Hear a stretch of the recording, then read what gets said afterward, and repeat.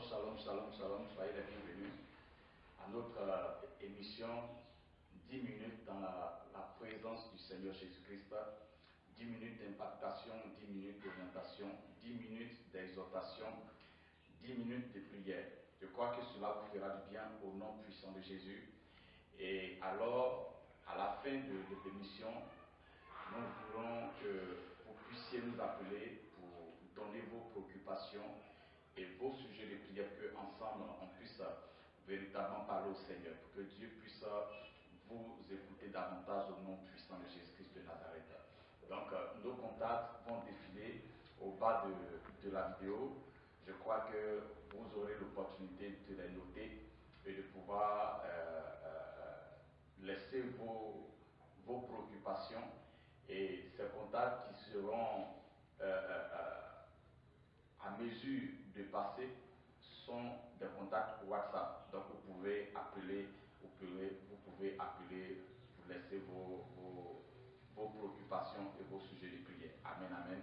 Donc que la grâce du Seigneur soit sur vous, au nom puissant de Jésus-Christ de Nazareth. Ce matin, nous allons méditer un passage dans le livre de Marc. Marc, le chapitre 10. Marc chapitre 10, à partir du verset 35. Il nous dit ceci: les fils de Zébédée, Jacques et Jean, s'approchèrent de Jésus et lui dirent: Maître, nous voudrions que tu fisses pour nous ce que nous te demandions. Ce que nous te demanderons. Et il leur dit: que voulez-vous que je fasse? Donc ils vont nous dire: Seigneur, nous voulons que l'un d'entre nous soit à ta gauche et que l'autre soit à ta droite dans ta gloire, c'est-à-dire que dans ton royaume. Donc les 10 autres vont apprendre ce que les deux sont venus demander à Jésus. Et ils vont s'irriter, ils vont commencer à s'en prendre à Jean et Jacques. Comment est-ce que nous marchons tous avec le Maître, et puis c'est vous deux qui voulez vous asseoir, un à sa gauche et l'autre à sa droite? Vraiment, c'est choquant. Jésus, voyant la réaction des 10, il va dire: non, mon royaume n'est pas tel que vous pensez. Est-ce que vous pouvez boire la coupe? Est-ce que vous pouvez boire ce que je dois boire? Est-ce que vous pouvez être baptisé de ce que je dois être baptisé? Ils ont dit: Seigneur, sûrement. Nous pouvons boire et nous pouvons être baptisés.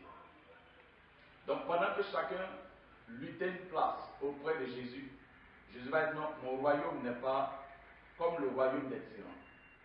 Ce n'est pas une histoire de je suis proche de toi, ce n'est pas une histoire de je suis ancien, ce n'est pas une histoire de je suis nouveau, Seigneur. Ce n'est pas une histoire de c'est moi qui donne, ce n'est pas une histoire de c'est moi qui te sers. Ce n'est pas cela avec Dieu.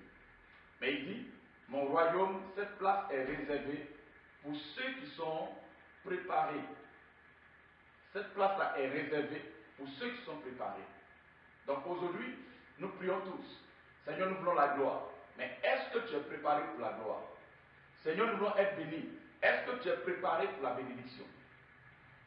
Parce que mon royaume est réservé pour ceux qui sont préparés, pour ceux qui se battent, pour ceux qui luttent, pour marcher dans le plan de Dieu. Alors moi, Jésus, le Fils de l'homme, n'est pas venu pour être servi, mais il est venu pour servir et pour donner sa vie. Je ne suis pas venu pour commissaire.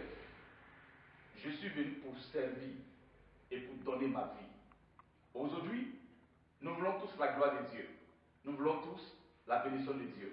Mais personne ne veut devenir serviteur de son frère. Personne ne veut servir son frère, ne veut servir sa soeur. Tous nous sommes orgueilleux.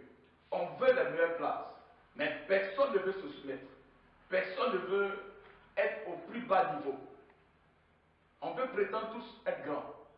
Mais Dieu nous dit: ces choses-là sont réservées à ceux qui sont préparés.